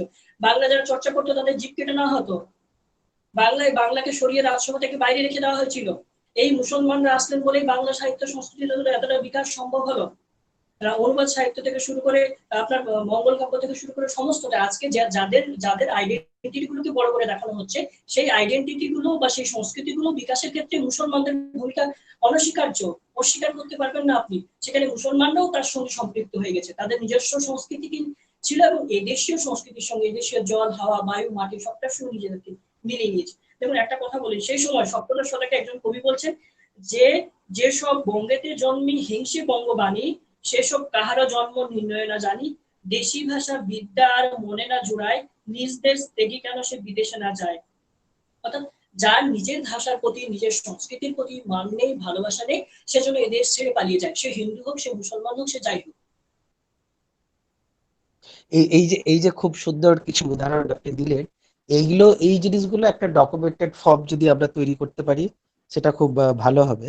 আর আরেকটা কথা, যে আপনি যে আমি পোশাক সঙ্গে বলি যে একটু হোল্ড করছি, মুসলমান কবিরা যে সাহিত্য রচনা করেছেন সেটা নিছক তাদের নামটাই মুসলমান। এই যে রোমান্টিক কোন কাব্যগুলো রয়েছে তার চরিত্রগুলো হিন্দু, তার অনেকগুলো চরিত্র রাইট হিন্দু, রাইট অনেকগুলো, রাইট হ্যাঁ, অনেকগুলো চরিত্র হিন্দু, এবং সেগুলো, এবং সেখানে আল্লাহর নাম না হচ্ছে না, সেখানে নিরঞ্জন বলা হচ্ছে, সেখানে ভগবান বলা হচ্ছে, সেখানে প্রভু বলা হচ্ছে, ঈশ্বর বলা হচ্ছে, সেখানে যেমন বাহ, বিভিন্ন পীরদের পূজা করা হচ্ছে, নবী রসুল, সরি, পীরদের যেমন বন্দনা করা হচ্ছে, নবী রসুলের বন্দনা করা হচ্ছে, পাশাপাশি বিভিন্ন দেবদেবীরও বন্দনা করা হচ্ছে। রাইট এইটাই রাইট রাইট সময়ের একটি বড় দিক ছিল। প্রচুর ভাষাগত দিক থেকে তৎসম তদ্ভব শব্দের ভাষা, অনেকগুলো রামায়ণ মহাভারত পুরাণের প্রসঙ্গ রয়েছে। এক জায়গায় বলছে যে আহ, আল্লাহ না বলে নিরঞ্জন বলছে, সেখানে কৃপণ অর্থে সেখানে কারণ শব্দের প্রয়োগ না করে সেখানে তৎসম তদ্ভব এই ধরনের শব্দগুলো প্রয়োগ করাচ্ছে। হ্যাঁ, বলুন। হ্যাঁ, রাইট। না, আরেকটা যেটা আমি জিনিস বলতে চাইছিলাম, যে আমাদের যে ধরুন যে খাদ্যাভ্যাস বা পোশাক পরিচ্ছদ, এটা নিয়ে আপনি যেরকম বললেন যে এখানে একটা ডিফারেন্স আছে আরব কালচারের সাথে বাংলা কালচারের, এবং এটা একটা ডিস্টিংক্ট ডিফারেন্স, এখান থেকে আমরা বাঙালিদেরকে সহজেই আইডেন্টিফাই করতে পারি। যা এটা হলো, কিন্তু এইটা হলো অনেকটা বাহ্যিক ডিফারেন্স, ঠিক আছে। অ্যাবস্ট্রাক্ট লেভেলে একজন বাঙালি, ওইখানেও কিন্তু ওই ডিবেটটা এবারে ঢুকবে নেক্সট ফেজে, যে অ্যাবস্ট্রাক্ট কি প্রপার্টি থাকতে পারে, বাঙালিরা অত্যধিক সহনশীল, বাঙালিদের মধ্যে কি বিশ্বমানব হওয়ার একটা প্রবণতা আছে, বাঙালিদের বৈশিষ্ট্যগুলোকে ক্রিস্টালাইজ করার একটা কিন্তু চেষ্টা চলবে। এবং লালন ফকির যে বাংলাতেই তৈরি হতে পেরেছে, অন্য জায়গাতে হতে পারেননি, কেন পারেননি? বাংলার যে আদি কালচার ছিল, সেটা যে আর্যদের দ্বারা শুরুতে প্রভাবিত হয়নি, অনেক পরে আর্যর ব্যাপারটা এসেছিল, কাস্টিজম এসেছিল, এবং বাংলার এই যে সিক্রেটিক কালচার, হিন্দু মুসলিমের কালচার মিলিয়ে যে সিক্রেটিক কালচার, সহজিয়া ধর্ম, এই বৈশিষ্ট্যগুলো কিন্তু অনেক বেশি ক্রিস্টালাইজ করা হবে নেক্সট ডিবেট গুলোতে। তো ফলে আমাদের মাথায় রাখতে হবে যে এই যে যখন বাঙালির বৈশিষ্ট্যগুলো নিয়ে যে যখন ডিবেটটা হবে, তখন ইতিহাসের পাতা বারবার তুলে এনে যাতে ওটা ক্লিয়ার করে দেওয়া হয় যে বাঙালি মুসলিমরা তো ওই বৈশিষ্ট্যগুলো পাল ছিলই, বাঙালি মুসলিমরা ওই বৈশিষ্ট্যগুলো টিকিয়েও রেখেছিল। This is the important. আমাদেরকে এটাই বোঝাতে হবে যে বাঙালি মুসলিমদের জন্যই কিন্তু বাংলার অনেক ঐতিহ্য, বৈশিষ্ট্য এবং অনেক যে ভ্যালু সিস্টেম, সেটা কিন্তু আহ, সেটাকে বাঁচিয়ে রেখেছিল অনেকটা, যেমন আরবরা যেমন গ্রিক সভ্যতার জ্ঞানকে বাঁচিয়ে রেখেছিল, বাংলা ভাষাটাকেও যেন অনেকটা সেইভাবেই বাঙালি মুসলিম কিন্তু বাঁচিয়ে একটা ইন্টারমিডিয়েট ফেজে রেখেছিল। সেই ইতিহাসটা কিন্তু আমাদেরকে পরিষ্কার করতে হবে প্রমাণ সহ, এবং বিভিন্ন রেফারেন্স এবং বিভিন্ন আহ, আহ, যেভাবে যতভাবে আমরা করতে পারি আর কি, যত বেশি রেফারেন্স দিয়ে সেটাকে করতে পারি, সেইটা একটা বড়। আমি যে বাঙালি মুসলিম বাঙালি জাতি গঠিত হচ্ছে তিন ভাবে। এক হচ্ছে ইরাক, ইরান, পারস্য থেকে যারা আসছে, এদেশে বসবাস করে যাচ্ছে, প্রাদেশিক বসবাস করার সূত্রে, দীর্ঘদিন ধরে বসবাস করার সূত্রে তারা এক বাঙালি হয়ে হচ্ছে, সেটা এক মোটা দাগের বাঙালি বলবো। দ্বিতীয়ত যেটা দ্বিতীয় এবং তৃতীয় শ্রেণীর বাঙালিরা সব থেকে বেশি দেশীয় আইডেন্টিটিকে বহন করছে, সেটা হচ্ছে যে যারা ধর্মান্তরিত হচ্ছে, মানে যাদের লালন সাহেব বলা হচ্ছে, যারা নিত্যানন্দ বলা হচ্ছে, তাদের গোষ্ঠী ও তাদের শ্রেণীর মানুষটাই ইসলাম ধর্ম যখন গ্রহণ করছে, শুধু জাস্ট মাত্র ইসলাম ধর্ম গ্রহণ করছে, তারা তো নিজেদের, মানে একটা পোশাক খুলে আরেকটা পোশাক পরা, আমি একটা খুলে পোশাক পরলাম আরেকটা পোশাক পরে নিলাম, তাহলে আমি আমার দেহ বা অবয়বটাকে তো আমি চেঞ্জ করে ফেলছি না।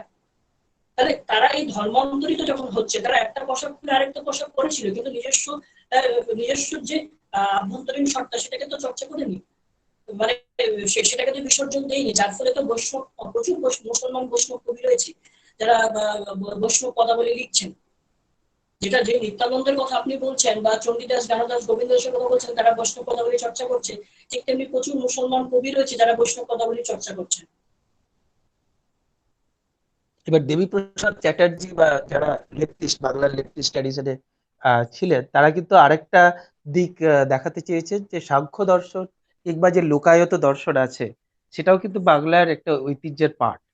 এবং আহ, এবং ওই দেবীপ্রসাদ চ্যাটার্জি একটা খুব ফেমাস বই আছে, হোয়াট ইজ হুম। ফাইনাল আর what is central in Indian philosophy, something like that, যেখানে কিন্তু এই লোকায়ত এবং সাংখ্য দর্শনটাকে একটা central important contribution, Indian philosophy important একটা কন্ট্রিবিউশন হিসাবে, এবং এর ধারাটা যে ইন্ডিয়ার হিস্টোরিক্যাল ডেভেলপমেন্ট একটা খুব গুরুত্বপূর্ণ জিনিস।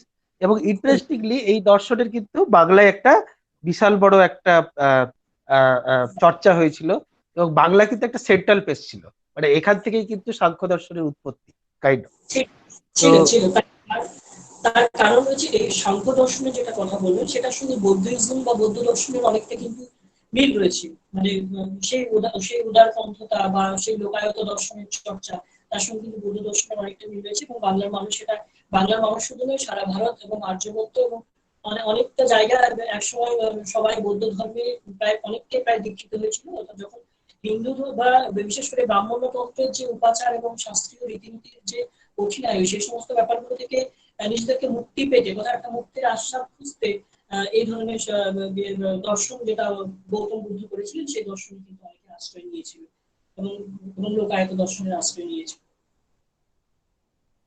হ্যাঁ, এবং বাঙালি বৌদ্ধ কিন্তু একটা ইতিহাসের ইম্পর্টেন্ট পার্ট, যেটা এখন অনেকটাই কিন্তু ফরগটেন, আ- আম- যে পাল আমরা বংশ থেকে শুরু করে। আমরা অনেকটাই বাঙালি বৌদ্ধ, মানে আমরা যারা আছি আমরা বাঙালি বৌদ্ধ।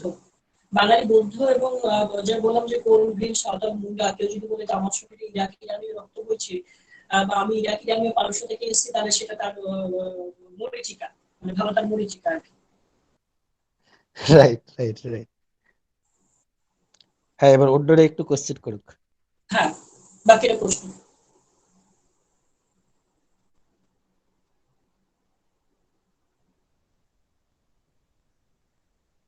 প্রশ্ন করুন, আর কারো কিছু প্রশ্ন রয়েছে?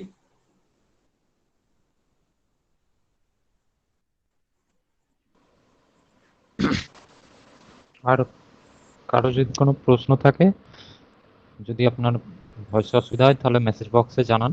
মেসেজ বক্সেও আপনি আপনার প্রশ্নটা রাখতে পারেন।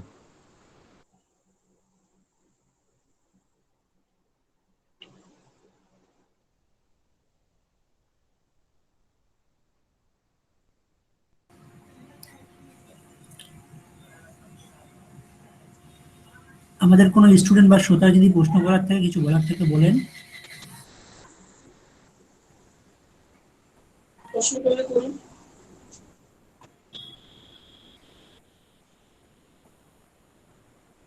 হ্যাঁ, একটা আমি প্রশ্ন করি।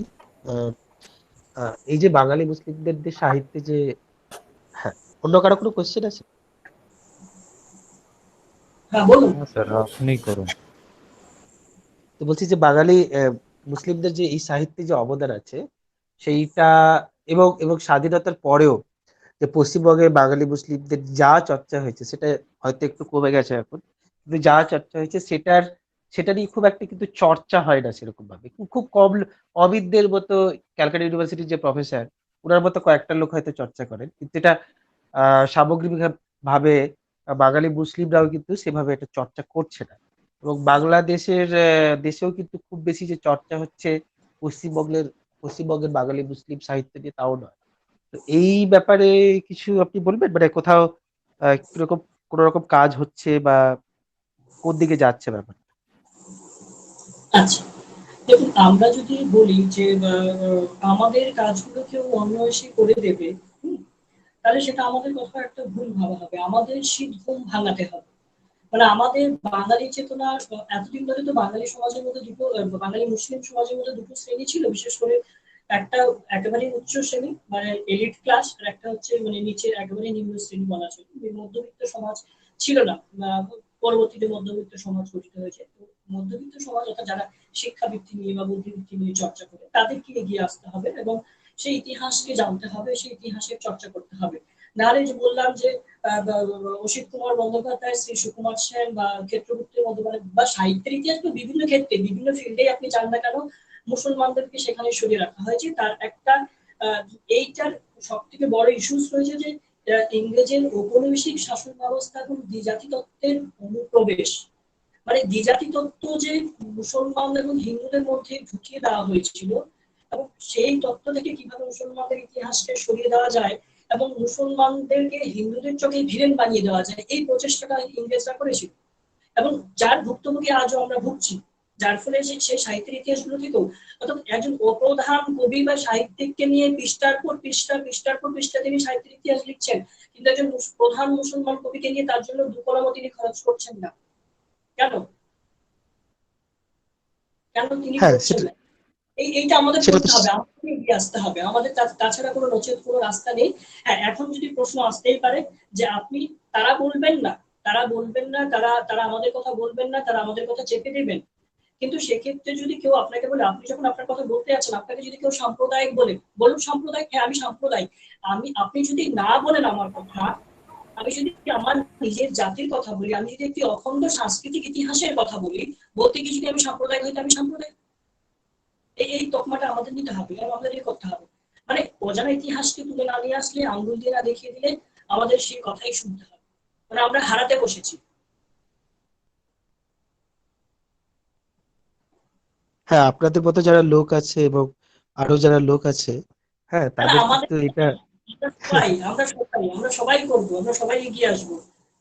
হ্যাঁ অবশ্যই এই অবশ্যই অবশ্যই। মুসলমান কাব্যকৃতি এটা নেই, এগুলো নিয়ে আমরা চর্চা করছি। আমাদের বিশ্ববিদ্যালয়ের তরফ থেকে অনেকটা কাজ আমরা এগিয়েছি। কোন আমি বিশ্ববিদ্যালয়? আমার আলিয়া বিশ্ববিদ্যালয়, আলিয়া বিশ্ববিদ্যালয় আচ্ছা বাংলা আচ্ছা বিভাগ। আচ্ছা আচ্ছা আচ্ছা আচ্ছা আমি নিজেও যে আচ্ছা। প্রণয় আখ্যান কাব্যগুলোর কথা বললাম, এই প্রণয় আখ্যান কাব্যগুলোর উপর আমি নিজেও ব্যক্তিগতভাবে একটি সম্পাদনামূলক কাজ বা গ্রন্থ আমার আসতে চলেছে। আমি এই কাজটা শুরু করেছি, বাহ। খুব শীঘ্রই আপনাদের কাছে পৌঁছে দেবো। মানে আমি যে নাম বললাম, সাহিত্য ইতিহাসের মোটামোটা তাবর ইতিহাসবিদ যারা রয়েছেন, তারা এক কলমও বা এক কথাও খরচ করেননি বা জানে না। কলেজ বিশ্ববিদ্যালয়ের অধ্যাপকরা পড়িয়েছেন, রিটায়ার্ড হয়ে গেছেন, বৃদ্ধ হয়ে গেছেন, বাংলা সাহিত্য সংস্কৃতিকে চর্চা করেছেন, অথচ মুসলমানদের কাব্যকৃতি সম্পর্কে 2-4 কথা জানেন না। বললেন হয়তো আঙ্গুল গুনবেন, 2-4 জনের নাম বললেন, অথচ আমরা সহস্র লিস্ট দিচ্ছি। তো সেই লিস্ট এবার আমরা পরিবেশন করবো, সেই লিস্ট আমরা নিয়ে আসবো, বাঙালি জানুক, অখণ্ড ইতিহাস, অখণ্ড সত্তা আমাদের জানুক। একদম একদম একদম একদম একদম এগ্রিড।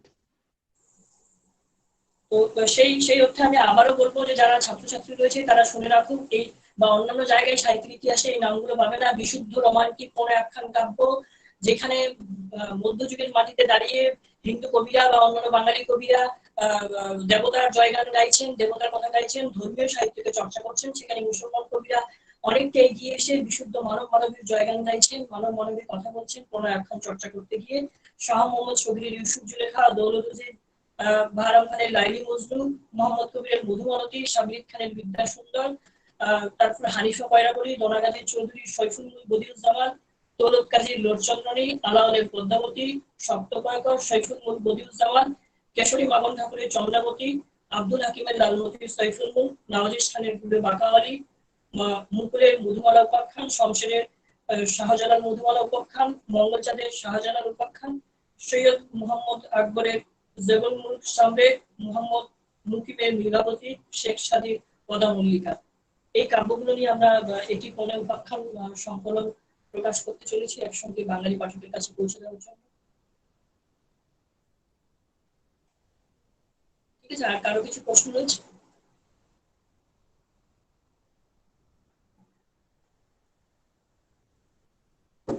কারো কিছু প্রশ্ন না থাকলে আমরা আজকের মতো আমাদের আলোচনা এখানেই শেষ করবো, আমাদের ক্লাস।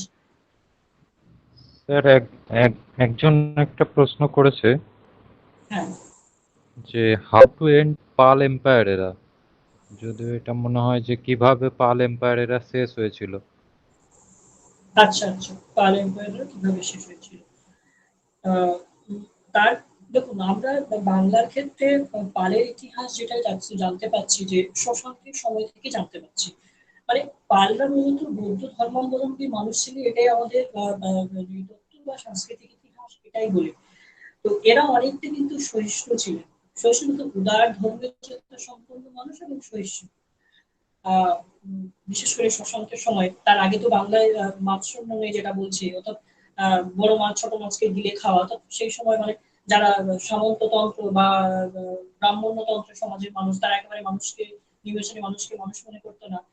সেই জায়গায় কিন্তু শশাঙ্ক একটি ব্যালেন্স করার চেষ্টা করেছিলেন এবং শশাঙ্ক মোটামুটি শান্তি শৃঙ্খলা ফিরিয়ে নিয়েছিলেন। এবং তারপরে আবার যারা শশাঙ্কের পর থেকে মানে মূলত পালরা যারা দেবপাল অন্য মেয়েরা, তো সেই সময় কিন্তু তাদের যেটা ছিল যে তারা যেহেতু উদার ভাবাপন্ন মানুষ ছিলেন, তারা নিজেদের সংস্কৃতির চর্চার পাশাপাশি হিন্দু হিন্দু ব্রাহ্মণ্যতন্ত্র শ্রেণীর মানুষদেরকে রাজসভায় খাই দিয়েছিলেন এবং তাদের সাহিত্য চর্চাতে পৃষ্ঠপোষকতা করেছিলেন। কিন্তু যখন দেখছে যে পালরা অর্থাৎ বৌদ্ধইজম বা বৌদ্ধ দর্শনের অনেকগুলো মতপথ হয়ে যাচ্ছে, অনেক ভেদাভেদ তৈরি হচ্ছে, নিজেদের মধ্যে সেই ক্রাইসিসটা তৈরি হয়ে গেছে, অর্থাৎ নিজেরা ভাগ ভাগ ভাগ ভাগ দল টুকরো হয়ে গেছে।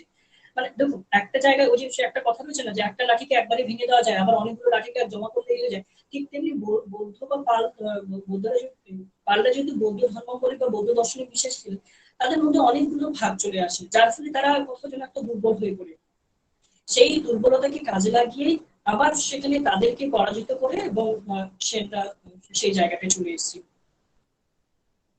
মানে সেন বা যেটা ব্রাহ্মণ্যতন্ত্রের শাসন ব্যবস্থা, সেই শাসন ব্যবস্থার প্রতিষ্ঠা হচ্ছে বাংলাতে। এভাবেই তারা মানে বিলীন হচ্ছে আর কি বাংলার সংস্কৃতি।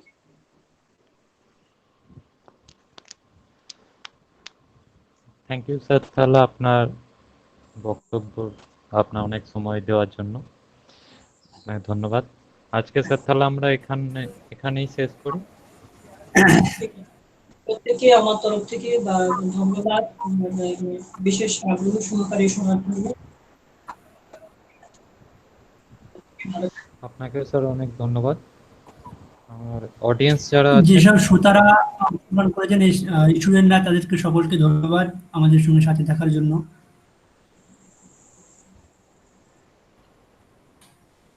অডিয়েন্স যারা আছেন, আমি চ্যাট সেকশনে আমাদের ফিডব্যাক এবং আমাদের সোশ্যাল মিডিয়া হ্যান্ডেলগুলো দিয়ে দিয়েছি।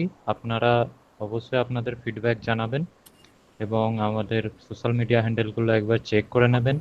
আর যদি কেউ আমাদের এই ক্লাসের হোয়াটসঅ্যাপ গ্রুপে জয়েন হতে চান, তাহলে সেটারও লিঙ্ক দেওয়া আছে, তো সেই লিঙ্কের মাধ্যমে আপনারা সেই গ্রুপে যোগ দিতে পারেন। তো আজকের মতো ক্লাস এখানেই শেষ হলো।